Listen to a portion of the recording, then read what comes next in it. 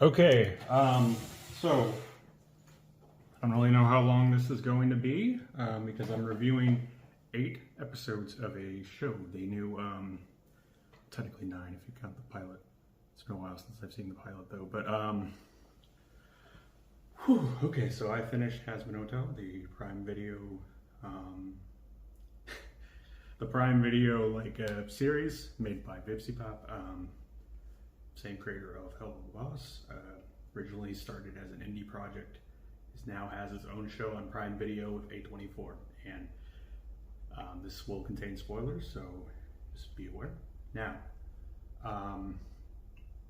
the show has a very, very unique premise. I think the best thing about it, in my opinion, is the animation. But there's other good things about it. Like the music is good for the most part. There's some songs I'm not too big on. The animation is very good. I really love the characters. The dynamic and plot is really, really interesting. And I really like plots involving using religion as an art form, I guess, like Neon Genesis Evangelion and like Seven and, you know, stuff like that. But I haven't seen something that takes hell as the centerpiece of the ideology, not the ideology, but of the art form and making heaven, or at least some people in heaven, as the villains.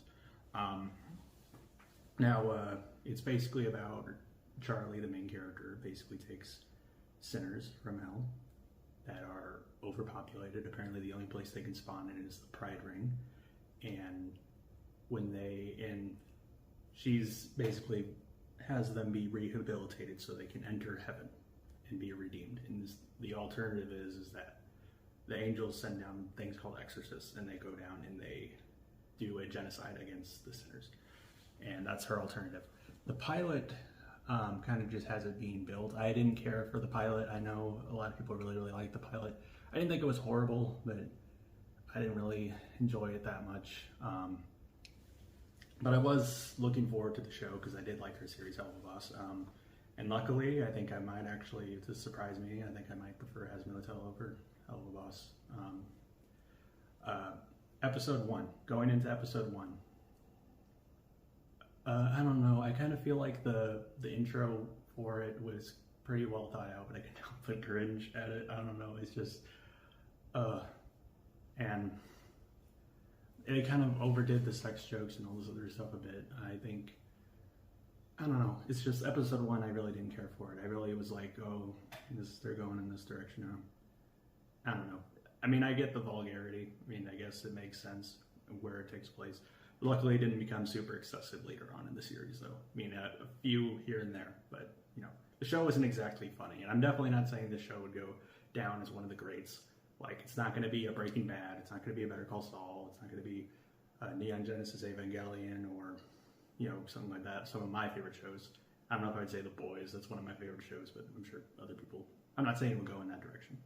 But what I am saying is that it's a very unique animated show that shows a lot of promise. And that's when I get to episode 2, which I thought was good for the most part. I thought it was pretty good.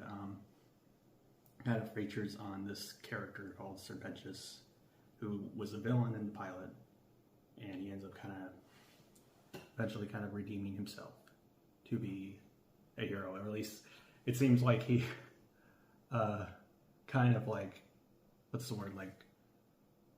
he kind of seemed like he was, like, I don't know, he was a villain at first, and then he kind of ended up showing up, and originally it was just a ploy that he's working with one of the villains of the show in order to, I guess, get money or some shit. I don't know.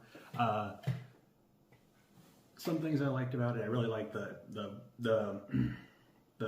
pop starts with Alastair. I think he's my favorite in the show. Is just and then also with Nifty. I don't know, for some reason whenever Nifty's on the screen, that's one of the few times I get a big old laugh. I don't know. But anyway, so now, third episode, it's okay. It was okay. It kind of went to, like, it's called Scrambled Eggs, I think is the name of it. I wasn't as big on the music. I think it's kind of one of the more forgettable episodes. I kind of remember some stuff. I do like the Little Egg Guys quite a lot, I gotta admit. But it kind of didn't seem like there was a whole lot going on. I don't know. Episode 4, though, was amazing. That's when the show started really picking up the pace and started being really, really good. So episode 4 kind of features on the character Angel Dust, and this had to feature a lot of vulgar sexual content. Hey again, it's Ty from the future. I am sorry. I just realized when I made that video, I accidentally left out my whole explanation of episode 4 because people arrived home and I accidentally cut it out. That's what I get for not rewatching my videos. But basically, episode 4, it kind of had some vulgarity and sexual content, which I feel like is a bit excessive on the show. But I still consider it one of the one of the season's best. Because I really, really like the character development with Angel Dust and the character Husk, who, at that point, I think Husk didn't like Angel Dust at all. He found him very, very annoying and weird. But this in this show, I love the character development because this is kind of the start of them from growing from people that don't like each other to very, very close friends. And I'm sure there'll probably be something else later when the show progresses. And I also really, really love the song Loser Baby. That's one of my favorites from the soundtrack. I really, really loved that one. I thought Keith David did great with his voice. I thought he was a great singer. Yeah, so that's it. Hello, we are back. I'm sorry about that. So, people got home, so I had to stop for a second. But anyway, so let's go into more of it. Where was I? Episode 5 I thought was quite good too. It was one of my girlfriend's favorite episodes. It kind of introduces the character Lucifer, which is Charlie's father. And I really, really loved that ending song of the show. That episode I thought was really, really sweet. It surprised me. It was really sweet. I thought the visuals were really good. And it also had a lot of laughter, and I like laughter a lot, so that was also pretty good.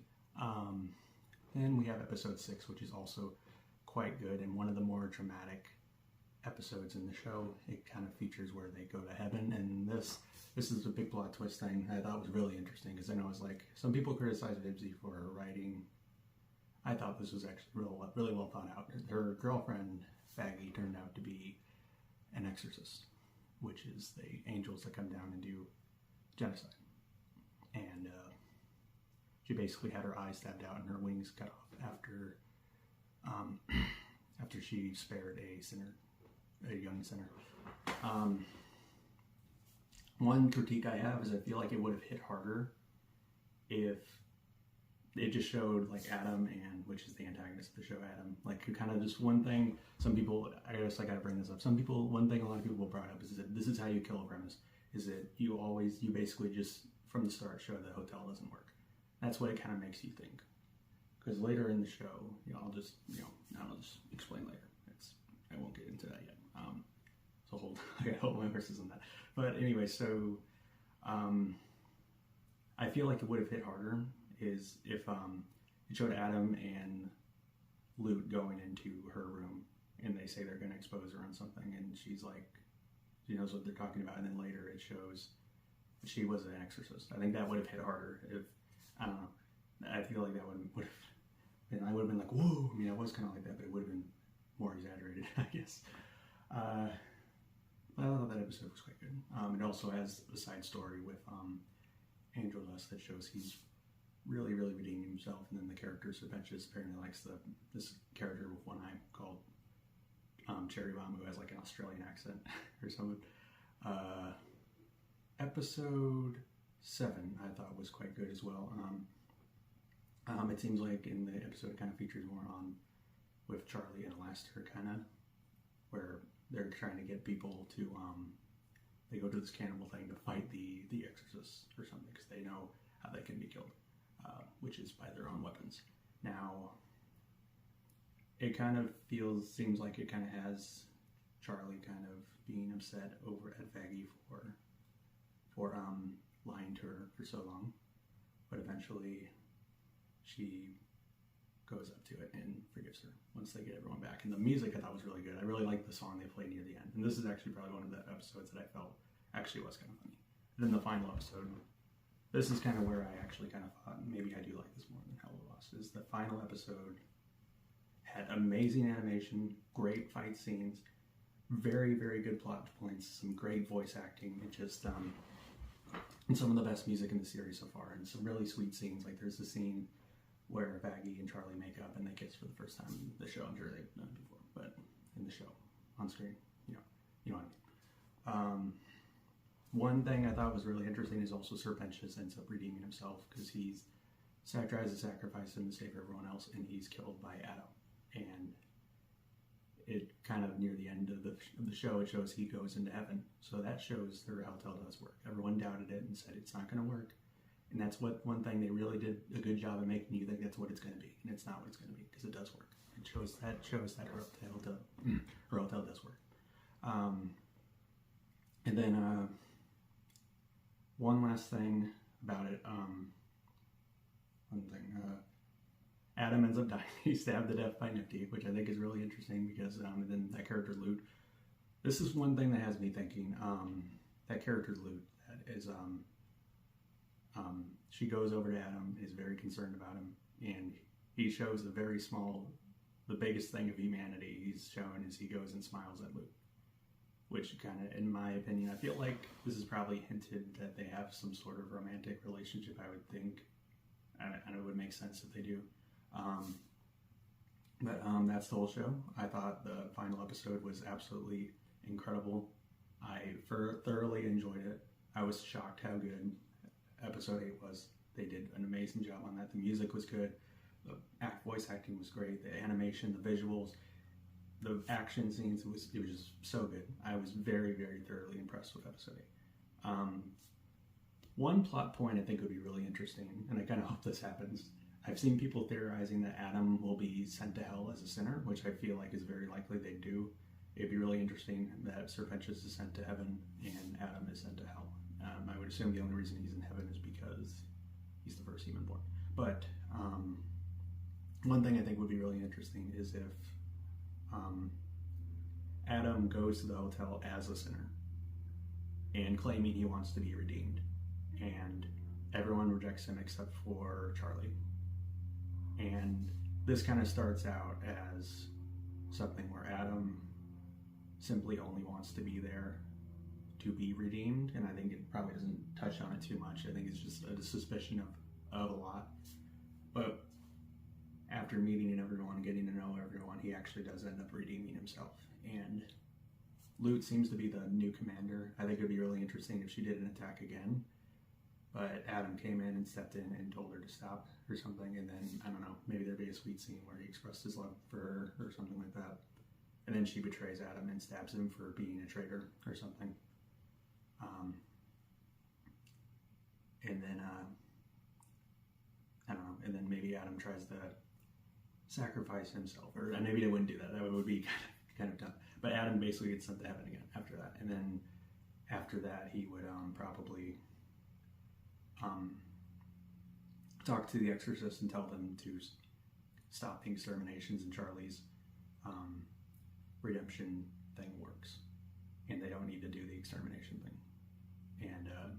And then it would essentially stop, and Lute would probably be killed in that episode too, but I feel like Lute shouldn't be redeemed. I think it would make more sense if she died, went to hell, and then she stayed there. I think that would be quite interesting. But that's just one idea I had for a plot.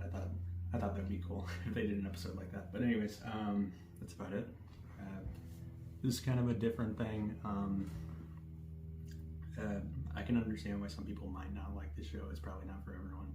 But I thought it was decent. I thought it was pretty good.